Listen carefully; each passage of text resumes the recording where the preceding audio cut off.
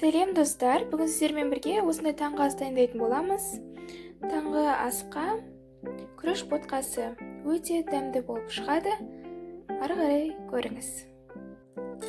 Күрішті жақсылап жуып, кез келген қазанға саламыз. Одан кейін әрине тұз қосамыз.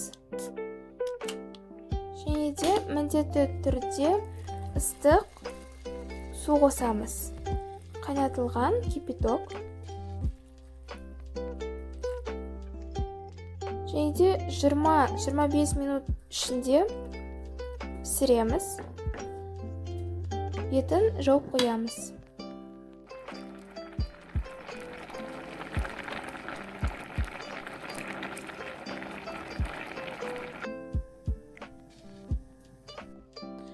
Ботқамыз піскеннен кейін ішіне өз мөлшерімен қант қосамыз.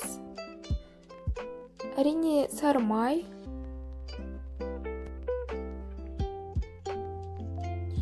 Және де ең соңғы ингредиент сүт қосамыз. Жақсылап араластырамыз.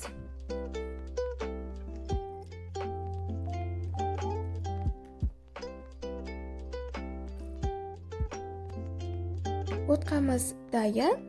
Астарыңыз дәмді болсын.